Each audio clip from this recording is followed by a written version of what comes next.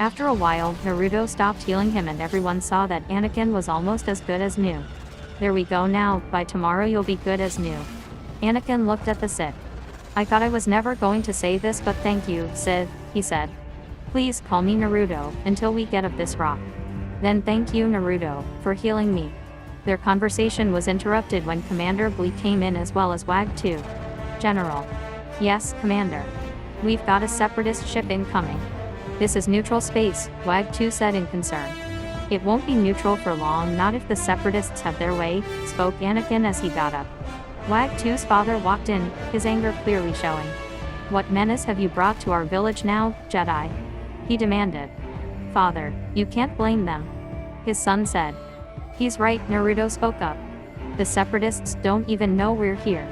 Otherwise they would have sent for my fleet, instead of this hunk of junk. Hey, Commander, give me those electro-binoculars for a moment. The Sith looked through the device and saw a Neimoidian, exiting the ship along with a lot of droids at his back. Of course Naruto's fleet had much more droids, but still, there were a lot of them. He recognized the fat alien at once. Shit, it's locked. We have to go. Ahsoka looked at the Sith. Why must we go? It's not like he's some all-powerful being, he's just a coward. That's exactly why we have to leave. If he sees us, then he will run and send the droids after you.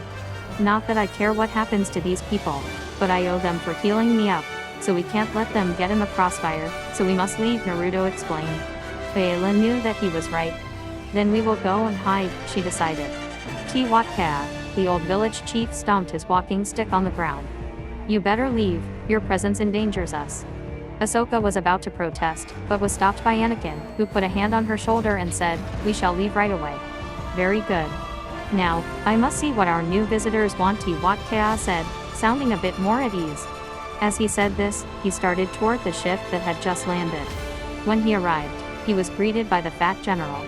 I am General Lockdurt of the Separatist Alliance. I am Tiwaka, leader of this colony. What do minus he would have spoken on, but was interrupted by the fat general. You are now under the protection of the Separatist Alliance. I congratulate you on your good fortune. Thank you, but we enjoyed good fortune well before your arrival, spoke the leader of the colonists, but it seemed he was ignored by the general. We are a peaceful people, General. I do not condone your presence here. Then stand aside. I would like to inspect my new colony. As the Neimoidian looked at the village, he had a smug smile on his face. Ransack this dung heap, he said. Not far from that position we find the Naruto, the Jedi, the two clones and Wag 2 watching. Why are they tearing apart our homes? We've done nothing to them, said an angry Wag 2. Violence, that's what those droids are programmed for, Ahsoka answered him. Well, you're wrong on that part, spoke Naruto, who had been listening to their conversation. Everyone looked at him curiously, and he decided to explain. These droids are made for mass production, not quality.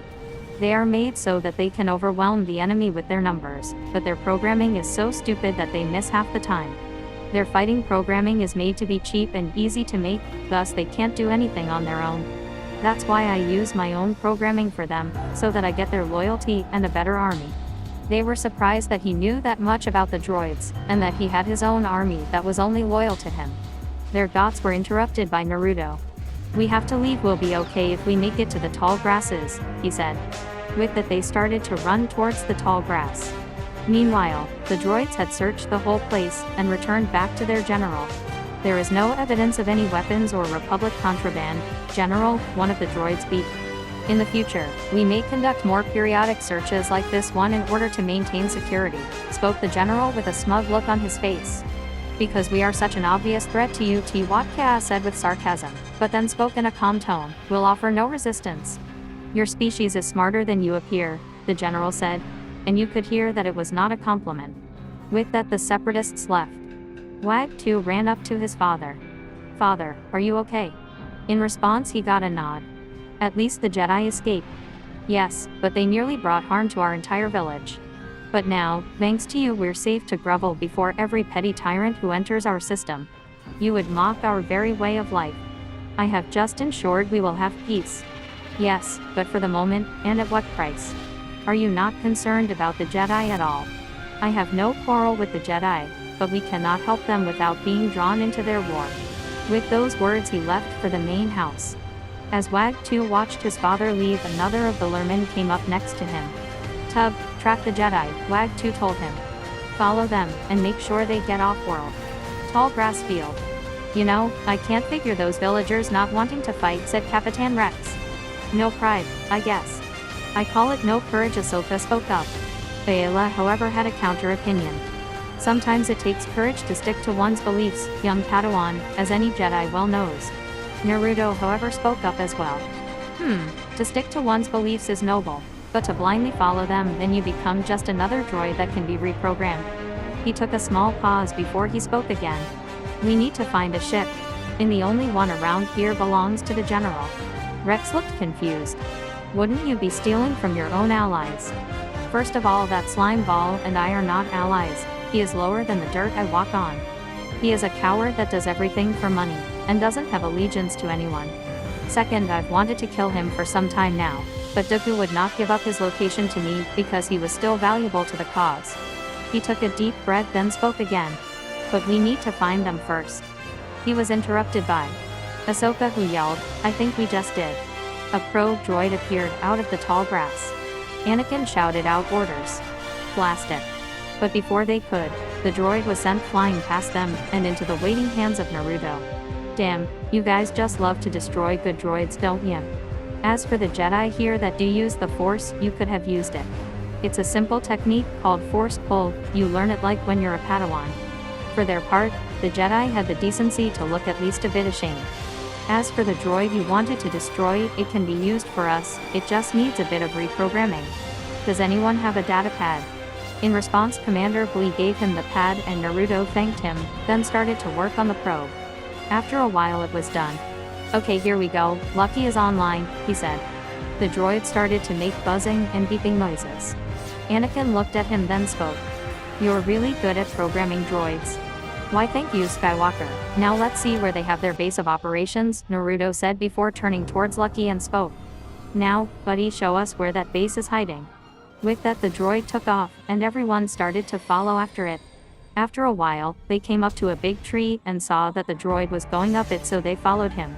Once they came to the top, they could see the base clearly. Anakin looked at the base through electro-binoculars and saw the ship. That shuttle's our ticket off this rock, he said. Rex looked at him then spoke, it's not gonna be easy, sir. There don't seem to be any flaws in their security line. On the contrary, it will be quite easy to get in. But before he could be continued, Anakin then spoke up. Looks like the Separatists have a new toy. He spoke but was interrupted when someone took the binocular from him, and that someone was Naruto. No, not new, but an improved old one. Bayla looked at the Sith and spoke. How do you know about this weapon? Because it was the predecessor of this one that destroyed my planet, he said in an ominous tone. Bayla looked at him in shock and asked, what happened? Our people were isolated on our planet at very beginning of unknown space, and we believed that we were the only ones there. We had primitive technology compared to yours, but we made it work. Our people had a special energy, called chakra, that we used to do different things such as climbing vertical surfaces and controlling the elements. We were divided into 5 major hidden villages that were called Leaf, Sand Rock, Lightning and Water. There was a lot of conflict and there were already 3 wars before I was even born. We used ninjas to protect the people in the village, and we even had an academy for kids to train to become ones. I was also one of those that wanted to join. Long story short, I passed the academy, joined a 4-man squad, and I was on a team with my friend and rival Sasuke Uchiha. We did some missions and then we were supposed to take the test to gain a higher rank in our community. But during the second part, we met one of the Leaf's biggest traitors, Orochimaru, who wanted Sasuke to join him, so he gave him a mark that corroded his mind until he eventually left the Leaf for power. I and a couple of friends were sent to recover him, but in the end, I was the one who faced him alone. We fought for hours and in the end, I managed to knock him out, but I was heavily injured and had fallen into the river that was close to our position.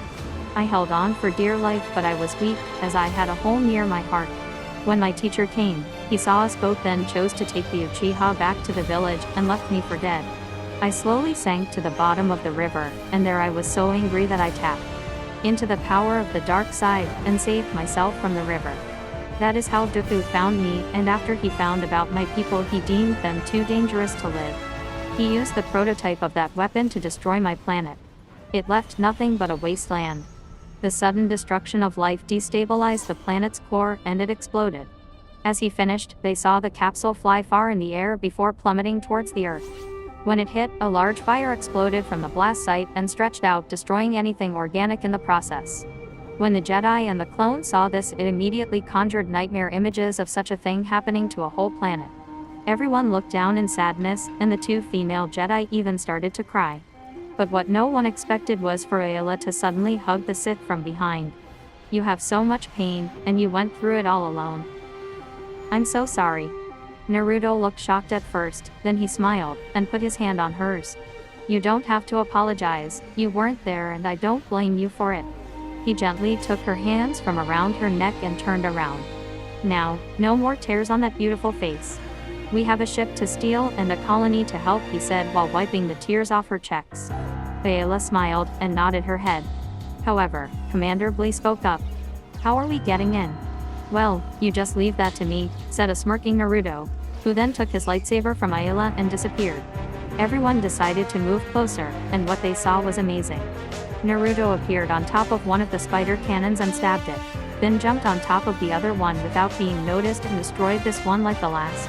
With that, he jumped off the wall out of their sight, and for a while all they could hear was the sound of a lightsaber cutting metal.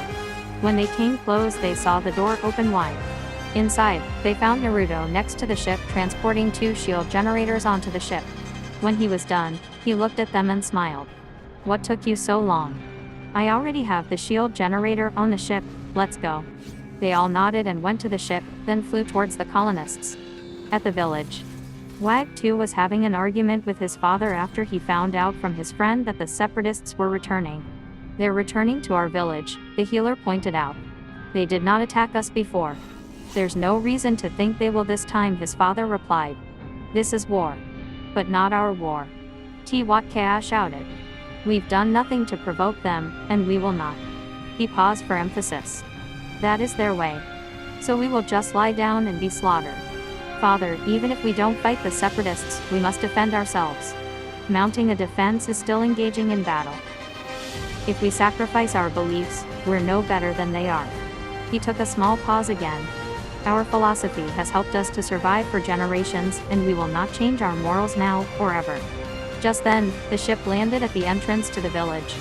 Naruto and the Jedi as well as the clones came running out of the ship. Ayla was the first to speak. "Everyone please listen. The separatists will be here in moments." Twaka got angry at the Jedi and said, "What are you doing here? I told you not to return," he demanded. But Anakin spoke up, saying, "I'm afraid the separatists don't care whether you're in the war or not. We need to get you to safety before they arrive." "We will not abandon our homes," the old chief said stubbornly.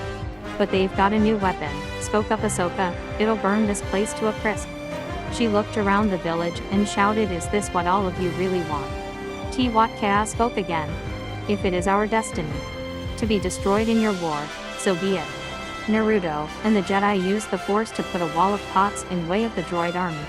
Rex started to climb the wall and used his inbuilt helmet visor to see the enemy approaching.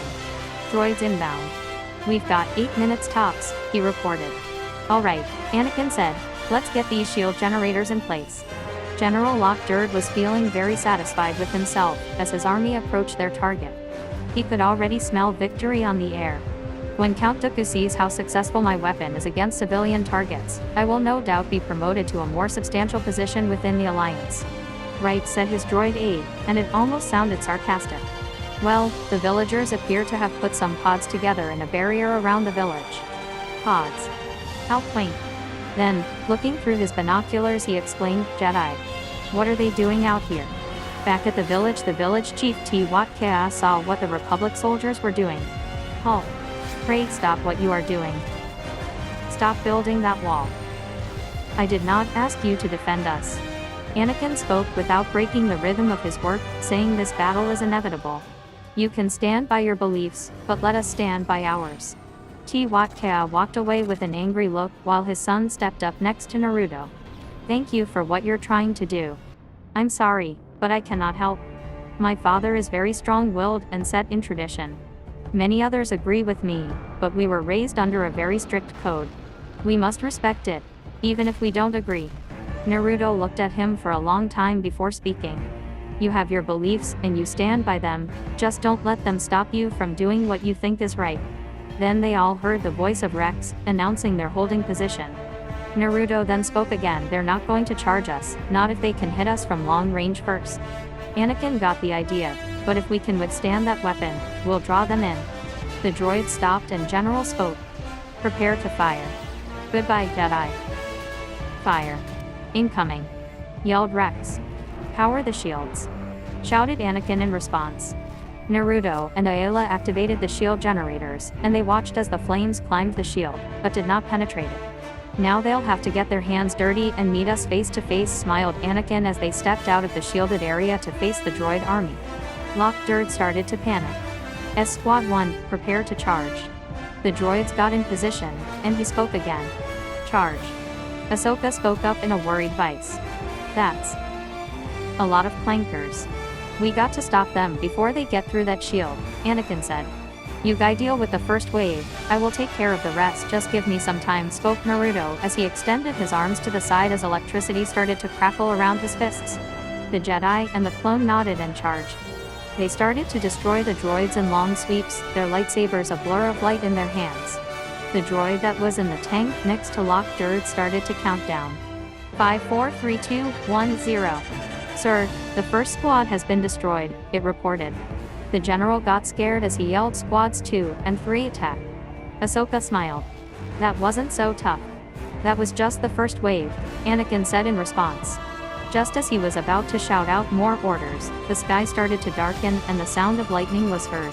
When the squad of droids was almost upon them, a storm of lightning crashed on the droids and destroyed them all, frying them where they stood. They fell to the ground smoking and blackened and twisted out of shape. The Jedi and the clones looked at Naruto, who was on his knees panting harshly with exertion. He gave us the opportunity to end this, let us do it, said Ayla. At the village, Wag 2 saw what was happening, and he remembered the word the young Sith said to him. He nodded to his friends, who picked up their makeshift weapons and started to walk towards the battlefield. His father saw this and stopped him. Wag 2, what are you doing? The older colonist demanded. We're going to help. I forbid this. What more would you have them do before we are allowed to defend ourselves? But we have to do this, Wag 2 said with finality. With that, all the young men started to run to the battle to help the Jedi. Lockdurd was panicking. It got worse and worse as he saw the Jedi defeating his forces. When his prized super weapon was destroyed, he ran for it. But he soon found himself being lifted off the ground by the Force. There goes my promotion, he wailed. After the battle, the clones were taking Lockdurd onto the ship as the Jedi and the Sith were talking with Wag 2. Thank you, the young healer said. Our village would certainly have been destroyed without your protection. That's when he saw his father come up next to him. Father, I was just offering the Jedi our thanks. Perhaps we do owe you thanks, but I still wonder, at what cost? The old chieftain said. Why am I always the lucky one? As he looked up into the sky and saw Republic ships arrive. Naruto looked up also and spoke. I always wanted to see what Coruscant was like, I guess I'm getting my wish, he said as Aeliput took his lightsaber and Rex cupped his hands behind his back. Then they all started to walk away toward the landing ships. To be continued. Naruto goes to Coruscant. R&R. May the Force be with you.